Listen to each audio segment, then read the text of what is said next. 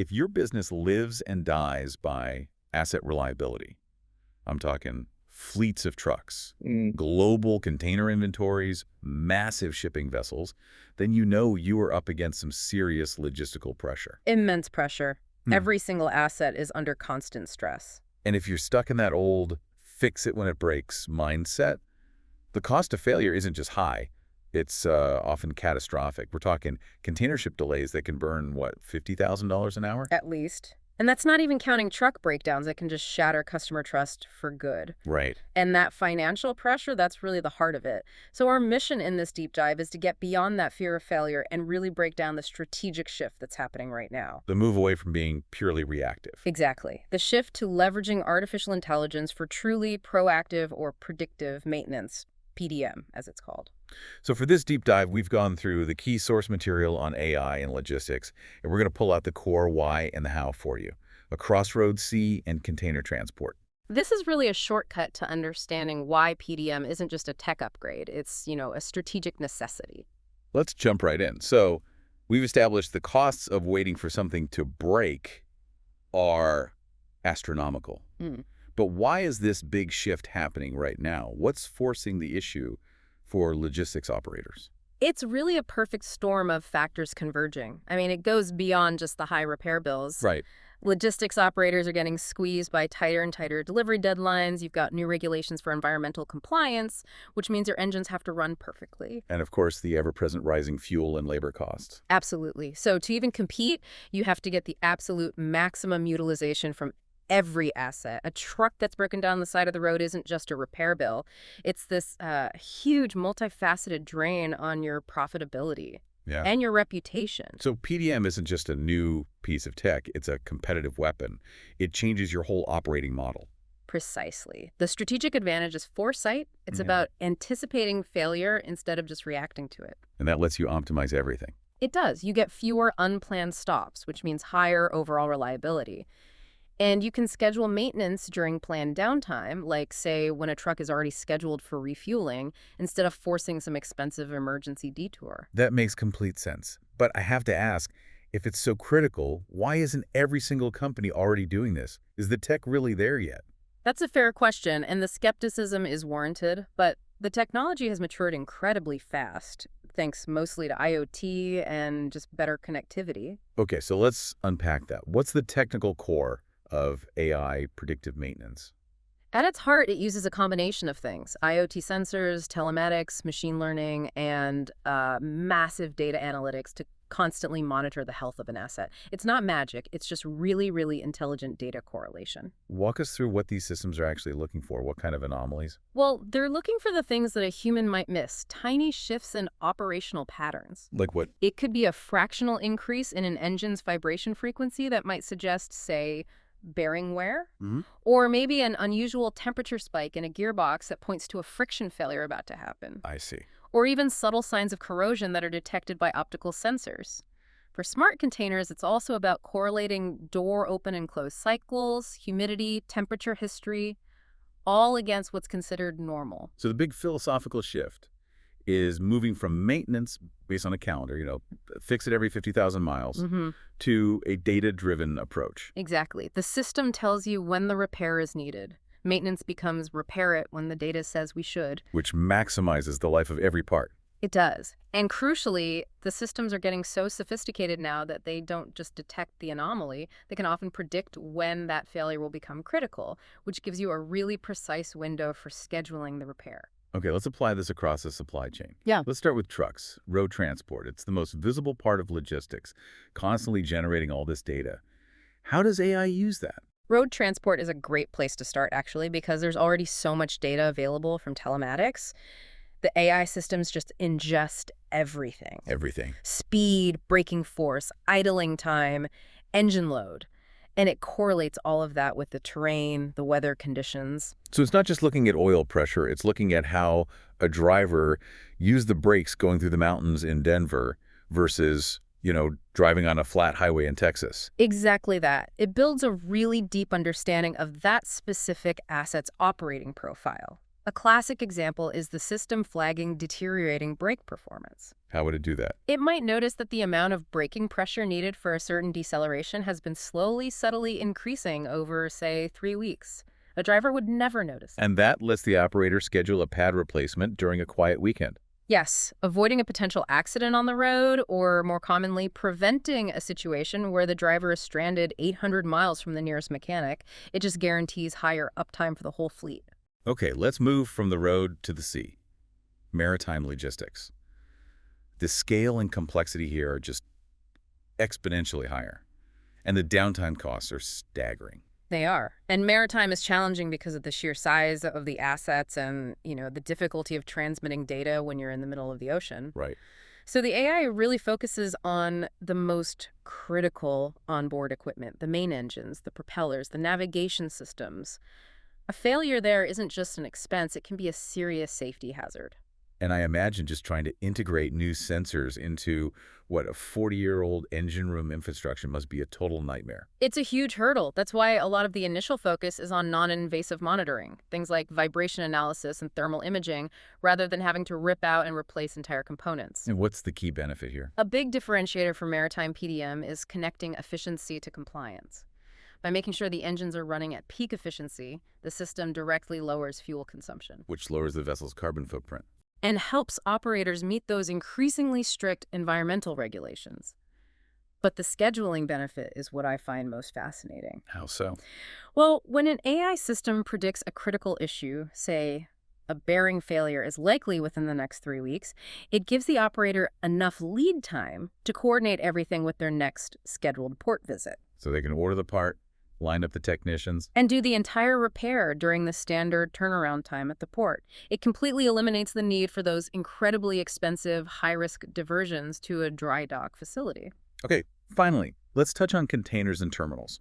We always focus on the trucks and ships, but PDM also applies to the thousands of boxes and the equipment that moves them. The terminal is a perfect environment for PDM. You have all these fixed assets yard cranes, automated vehicles, all being monitored.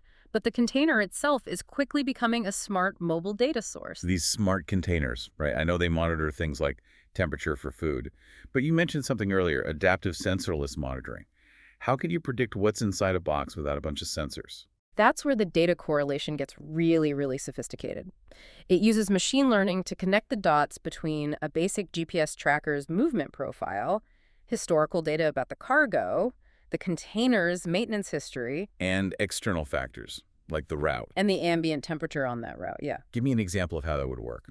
Okay, so let's say the system knows a specific container carrying sensitive pharmaceuticals usually shows a certain internal temperature profile when it's crossing the Red Sea. Right. But the current GPS and external temperature data don't match that historical profile. The AI flags a potential anomaly. Maybe a seal has failed or the refrigeration unit has a latent issue. And it flags this before the unit actually breaks down. Before the unit breaks or the cargo spoils, this lets operators flag that specific box for immediate inspection at the next port, stopping that disruption before it cascades through the entire supply chain. That's a complete shift in how you manage risk. Okay, let's synthesize this. We've covered the how. What are the clear, measurable benefits that justify all this complexity and investment? I'd say there are 3 big ones, and they're all tightly linked. First is just a massive reduction in unplanned downtime. By catching problems early, you can move, maybe 90% of your maintenance into planned low-traffic periods. Asset availability goes way up. Makes sense. Second, the cost savings are non-linear. You're not just saving on a minor repair, you're avoiding a catastrophic failure, the collateral damage from a total engine seizure, or losing a whole refrigerated cargo that saves you exponentially more money. And the third area you mentioned, it goes beyond the bottom line, right? To safety and sustainability. Absolutely. Early fault detection means you're improving operational safety for the equipment and, more importantly, for the people operating it. Yeah. And on top of that, assets that are properly maintained just run more efficiently. A truck with poorly calibrated engine timing burns more fuel. Fix that, and you lower emissions and extend the life of the asset. That's a direct win for any sustainability goal. This all sounds like a no-brainer, a strategic necessity. But let's be realistic. What are the biggest hurdles preventing every major logistics firm from rolling this out system-wide tomorrow? You've put your finger on the main choke point. It's organizational maturity and infrastructure. The first, and by far the biggest hurdle, is just data infrastructure and quality. These AI models are completely useless without clean, high-quality sensor data. And a lot of these global firms are running on these uh, fragmented legacy systems. I'm thinking of port terminals still using code from the 1980s that just doesn't talk to a modern cloud platform. That is the technical reality. Integrating all these different systems, maintenance logs, ERPs, telematics, sensor data, into one unified data lake is expensive, and it's incredibly complex. What's the next hurdle? The next one is cultural. It's organizational change. Maintenance teams have decades of experience with reactive repairs. They fix what's physically broken in front of them. So convincing a veteran technician to trust an algorithm's prediction about a part that, to the naked eye, looks perfectly fine. That requires serious change management. It requires training and building trust. That trust factor seems huge. And, of course, there's the big one, cost and ROI. The upfront investment is substantial. It is. And proving the return is tricky because you're essentially proving a negative. You're trying to calculate the cost of the failures that didn't happen. Right. So leadership needs to understand that ROI is a long-term metric. You track it through lower operational costs, maybe better insurance rates, avoided penalty fees, and finally, there's cybersecurity. With thousands of connected devices, that's a huge attack surface. A massive one, from individual container sensors to entire port networks. Security has to be baked into the architecture from day one. It can't be an afterthought. Okay, high stakes, high hurdles. I know. Let's pivot to the actionable roadmap.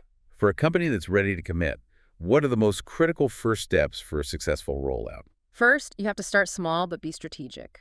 Don't try to boil the ocean.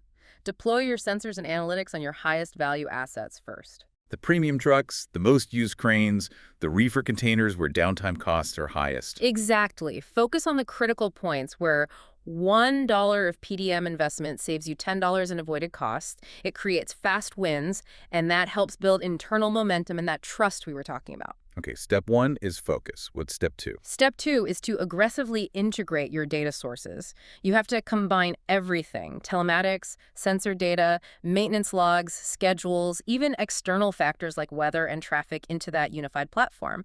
AI models will starve without comprehensive data. And once you have the data flowing, Then you build the intelligence gradually. You start with descriptive models that just tell you what happened. Then you move toward prescriptive models that can tell you what should we do. You refine the machine learning as more real-world failure data comes in. And crucially, train your people. build that trust. Technicians need to understand why the AI made a prediction and how they can validate it themselves. So that brings us to the future. Where does this proactive mindset take us, beyond just fixing today's fleet more efficiently? The future of logistics, I think, relies on a couple of interconnected concepts. The first is the widespread adoption of digital twins. So virtual copies of physical assets. Exactly. A high-fidelity virtual replica of a specific vessel or a whole terminal. And it's fed live data from the physical asset, which lets you simulate the effects of future wear and tear. So you can test maintenance scenarios on the virtual twin before you touch the real thing. You can schedule repairs weeks or even months in advance, long before any current system would even flag an issue. You also mentioned edge computing. Why is it useful to put the AI on the truck itself instead of in the cloud? Edge computing puts the processing power right on the asset inside the truck's engine unit, for example. This allows for instant real-time analysis without the delay of sending huge amounts of raw data back to a central server. It makes the system responsive even if connectivity is spotty, like a ship in the middle of the ocean. And the end goal of all this. The end goal is a truly interconnected ecosystem.